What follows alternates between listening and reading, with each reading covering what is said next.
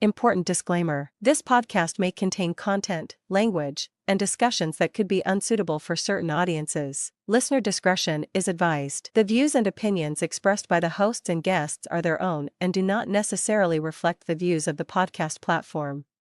Parental guidance is recommended. Additionally, please be aware that this episode includes discussions about violence against women and children. A trigger warning is issued, and we encourage sensitive listeners to exercise caution. Thank you for understanding. Welcome to our 18-day campaign to end violence against women. This is jointly presented by 𝐂𝐚𝐦𝐩𝐚𝐢𝐠𝐧 Multipurpose Cooperative and NATCO Network's Gender and Development Committee. This is your presenter, Atty. Blue Ventosa, isa pong Davao lawyer, cooperative officer, a member of the board of directors of the 𝐂𝐚𝐦𝐩𝐚𝐢𝐠𝐧 Multipurpose Cooperative, and the vice chairperson and the minute representative of NATCO Network's Gender and Development Committee. So we now go to Republic Act 7610. The long title of this act is the Act Providing for Stronger Deterrence and Special Protection Against Child Abuse, Exploitation, and Discrimination, and for other purposes. It was enacted last June 17, 1992. So let's continue. So nag-start po tayo doon sa ibang mga batas like Republic Act 9710, the Magna Carta for Women, at tumuloy tayo sa Republic Act 9262, yung ating 𝐕𝐢𝐨 Act, Anti-𝐕𝐢𝐶 Act of 2004. At nandito na po tayo ngayon sa Republic Act 7610, or yung which we commonly call as the Anti-Child Abuse Law. So ano ba itong mga child abuses? Ito ay tumutukoy na hindi tamang pagtrato sa bata, madalas man o hindi, katulad ng letter A, psychological or physical abuse. Letter B, anumang gawa o mga salita, nagpapawalang bisa, nagpapawalang halaga, o nagkamali sa tunay na halaga at dignidad ng isang bata bilang isang tao. Letter C, hindi makatwirang pag-agaw ng kanyang mga pangunahing pangangailangan para sa kaligtasan, gaya ng pagkain at tirahan. In fact, alam natin, naririnig natin na may mga kabataan na ginagamit sa paglilimos sa mga sindikato. Akala natin yung mga pulubi o pinapahirapan sila kapag hindi sila ng limos, hindi sila pakainin o minamaltrato sila. Level up pa ang mga opensa kapag ito ay human trafficking, kapag ating laban po ano yung mga Anti-Human Trafficking in Persons Act, ay patong-patong rin po yung kaso, hindi lamang po violation ng Republic Act 7610. Letter D, kabiguan na agad na magbigay ng medikal na paggamot sa isang batang nasugatan na resulta sa malubhang pinsala sa kanyang paglago at pag-unlad o ang kanyang permanenteng kawalang kaya o kamatayan. Of course, hindi lang naman talaga sa mga kabataan nagsasaad po, katulad sa ating revised penal code, kapag may mga biktima dyan o may mga taong nasugatan, nasagasaan o may sakit, kailangan po nating tulungan din po. Kapag hindi natin tulungan, meron tayong liability sa revised penal code for abandoning victims or injured persons, or sa ating civil code, sa ating human rights and civil rights obligations. So isang ehemplo po dito, halimbawa siguro yung hindi masyado obvious, yung may asthma na bata. May narinig ako dati na namatay yung bata kasi hindi naman pinapagamot. Sabi lang na uminom ka lang ng dyan at hindi pinadala sa ospital at lumala na pala yung asthma, atake na pala ito, at yun ang ikinadulot at ikinamatay ng bata. Ang alam naman ng either parent, yung mother or father na may asthma, at hindi man lang tumawag sa 911 o pinadala sa barangay o sa ospital at namatay yung bata, ito po ay isang manifestasyon ng child abuse at maaring maging liable yung parent or sino mang tao na hindi nagbigay agad ng medical na lunas para magamot or masave po yung bata. Ano po yung ating provision sa ating saligang batas, sa ating 1987 Constitution? Meron tayong Article 9, yung mga children of indigenous cultural communities. Sinasaad ng Section 17, yung survival, protection, and development ng mga bata ng ating mga ITs. So in addition to the rights guaranteed to children under this Act and other existing laws, Children of indigenous cultural communities shall be entitled to protection, survival, and development consistent with the customs and traditions of their respective communities. So, of course, hindi lamang galing sa kanilang custom at tradition, nandito pa rin po parati yung ating survival, protection, and development clause para sa ating mga anak ng ating mga IPs. And sinasaad ng Section 18, meron tayong System of and Access to Education. The Department of Education, Culture, and Sports, na ngayon po ay DepEd na, shall develop and institute an alternative system of education for children of indigenous cultural communities, which culture-specific and relevant to the needs of an existing situation in their communities. The Department of Education, Culture, and Sports, DepEd na po ngayon, shall also accredit and support non-formal but functional indigenous educational programs conducted by non-governmental organizations inside communities. Dito po sa Davao City, ang Silangan Multipurpose Cooperative po, kasama po yung ibang mga private companies and other civic organizations katulad po ng Davao Light and Power Company, yung Freemasons, yung pong Davis Paints, ay nagtulong-tulong upang ayos po, no? Meron pong homeschool doon sa District 3 sa may bukid na ng portion dito sa Mindanao at nagkaroon ng mga classrooms, tirahan at iba pang mga pasilidad yung ating mga children of indigenous cultural communities at maraming salamat po sa mga sponsors na yon. At ito po ay manifestasyon na kapag nagtulong-tulong ang private sector at government sector ay pwede nating i-uplift yung ating education and standard of living ng ating children of indigenous cultural communities.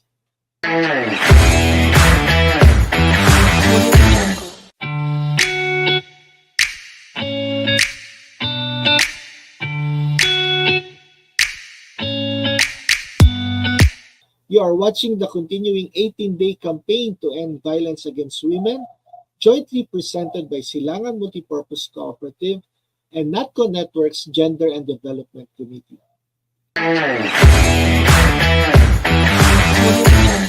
And sa Section 19 po, nakasaad po doon yung sa health and nutrition na dapat po the delivery of basic social services and in health and nutrition to children of indigenous cultural communities shall be given priority by all government agencies concerned. Hospitals and other health institutions shall ensure that children of indigenous cultural communities are given equal attention in the provision of health nutrition services to children of indigenous cultural communities. Indigenous health practices shall be respected and recognized. So hindi po din dapat siguro i-discriminate, sabi dito, no, katulad ng sa tinatawag natin na tuob, kung ano pa ba yung kanilang mga indigenous health practices.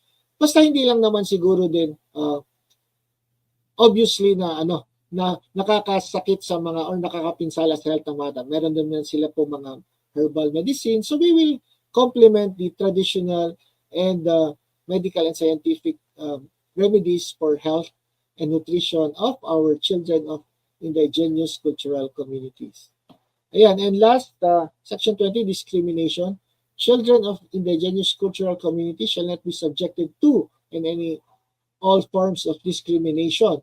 Any person who discriminates against children of indigenous cultural communities shall suffer a penalty of arresto mayor in its maximum period and a fine of not less than 5,000 pesos nor more than 10,000 pesos. So, minsan po, no, yung ating mga kapatid na mga indigenous children, yung badyaw, no, dapat daw tawag sa kanila good job na kasi hindi naman talaga sila bad.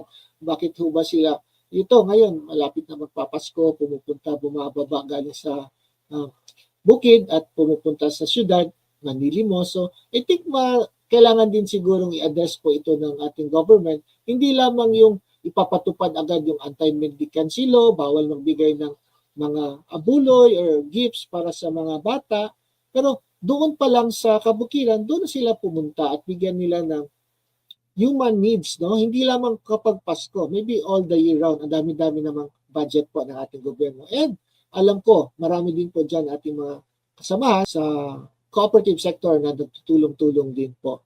Ayan, so that is our Magna Carta of Women and Other Related Laws. So this has been our 18-day campaign to end violence against women on November 25 to December 12, 2024. At tayo ay nag-discuss about the frequently asked questions of Republic Act 9710 or Magna Carta of Women and relation to Republic Act 9262 and RA 7610. So this has been your presenter and host, Atty. Blue Ventosa of Silangan Multipurpose Cooperative. See you next time. Bye-bye.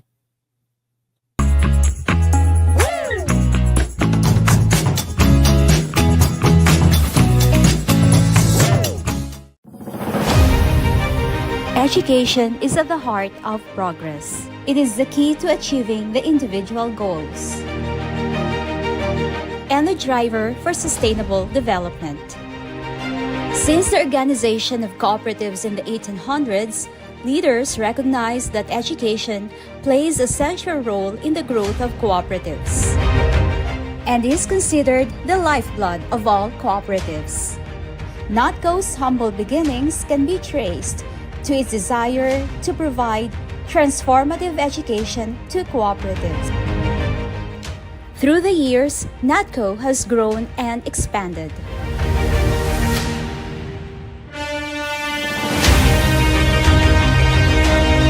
It chartered new paths, forged new partnerships, and embraced a more inclusive and holistic development approach. Amid the changes, it remained true to its core and steadfast in its belief that education is the primary driver of sustainable development and the future of cooperatives.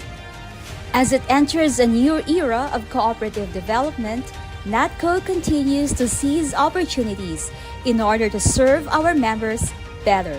𝐂𝐚𝐻 is proud to present the new face of cooperative education, stronger, wider, and even more connected.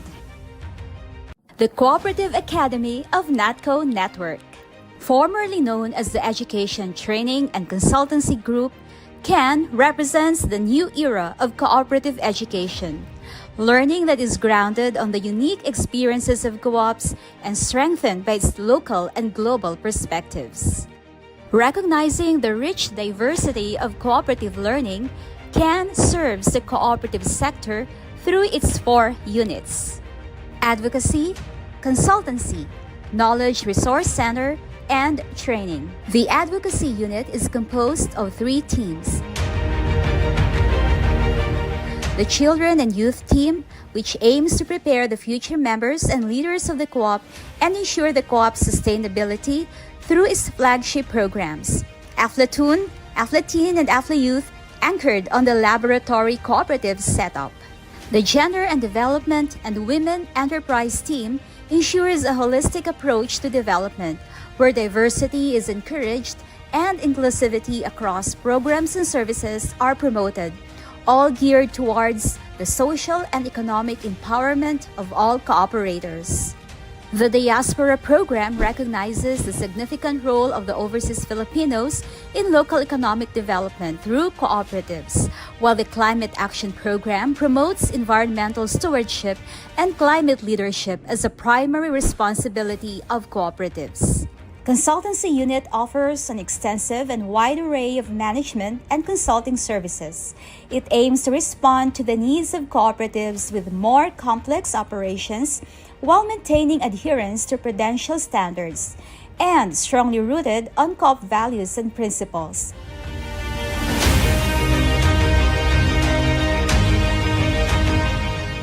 The unit provides interventions and coaching in the fields of strategic planning, finance and accounting, credit risk management, marketing and sales, human resources and administration, member relations and development, and business development services. The Knowledge Resource Center is a knowledge management arm of the network and the think tank of the Academy.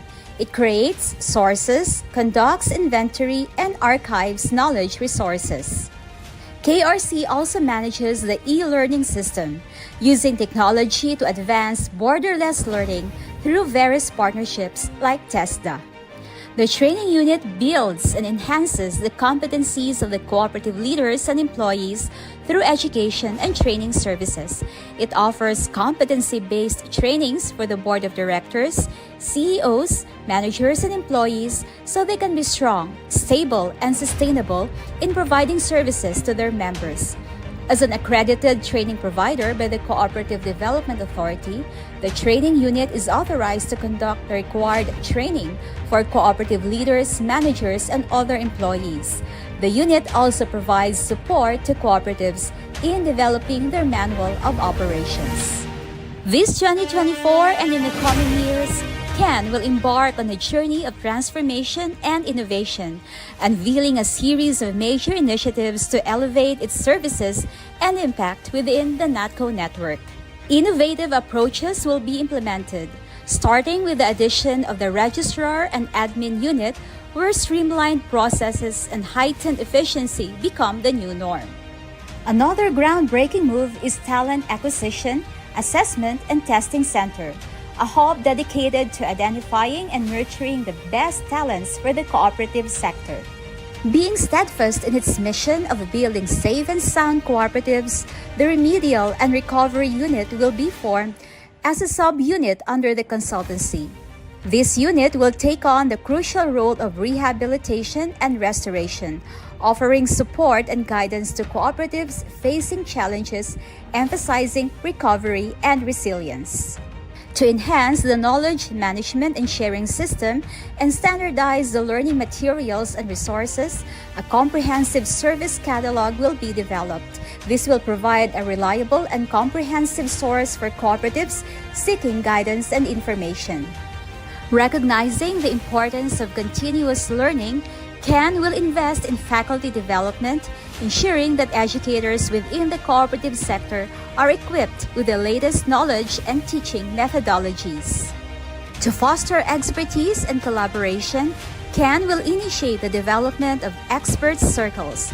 In addition to the Managers Club, Co-op HR and Loan Officer circles will be formed. These circles will provide platforms for professionals to share insights and best practices. To provide a broader perspective and enhance the global competitiveness of cooperatives, 𝐂𝐚 will strengthen its local and global reach through strategic partnerships with the prominent local educational institutions as well as international learning institutes and organizations. To recognize partnerships and collaboration as a driver for development, 𝐂𝐚 will introduce its recognition and awards program that will further build and sustain partnerships. With its various initiatives for 2024 and beyond, 𝐂𝐚 endeavors a holistic and forward-thinking approach to cooperative development, encompassing organizational restructuring, knowledge standardization, global partnerships, and relentless commitment to excellence and sustainability. Now and in the future, it commits to foster a culture of continuous learning, development, and knowledge creation in the cooperative sector, ensuring the growth and sustainability of cooperatives across the country, where every co-op member is living a quality life and is happy.